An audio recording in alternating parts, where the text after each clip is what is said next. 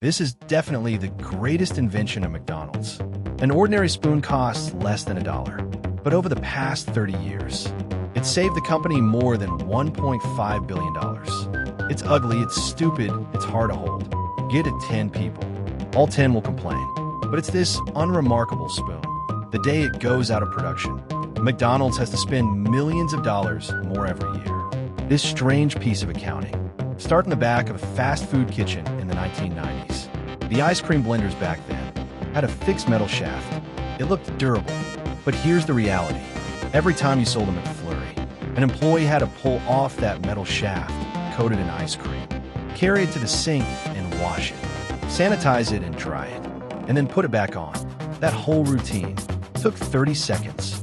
You might think 30 seconds is nothing, but by conservative estimates, one store sells 50 McFlurries a day. Just this one cleaning step wastes 25 minutes of labor a day. Multiply that by 40,000 stores worldwide. The answer is 16,600 hours a day, evaporating at the sink. Back then, labor cost $10 an hour. So just this cleaning was costing McDonald's nearly $60 million a year. And that's the conservative figure. The real number may be higher. The way this spoon solves the problem is so simple it's surprising.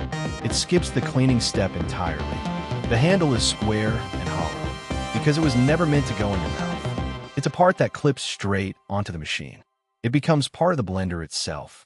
It looks disposable, but it's actually the industrial tool doing the work. Look closely at the top of the spoon. That square hollow is a drive socket. The ice cream machine extends a square metal shaft, and it drops straight into this hole. A small hook beside it locks the spoon in place, so it isn't flung off at high speed. Fill the cup with ice cream and toppings. Push it up into the machine, and the spoon spins at several thousand revolutions per minute, faster than most home blenders. That speed is a brutal test for ordinary plastic.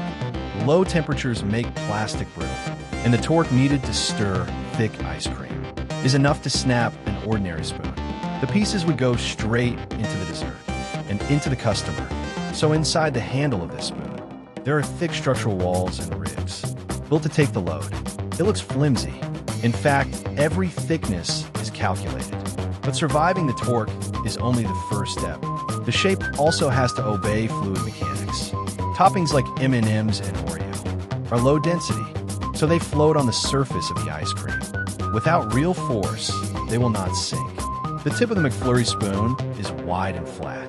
When the machine spins it at high speed, that flat edge drives the thick ice cream out to the cup wall, which forms a low-pressure zone in the middle, rolling the toppings over and pulling them down into the ice cream.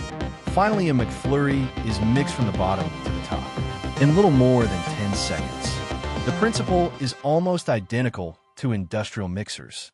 It's just that nobody would guess that the spoon in front of you runs on the same principle as heavy factory machinery. Swap it for an ordinary spoon with a curved tip, and it just digs a hole in the middle of the ice cream. The toppings stay floating on top.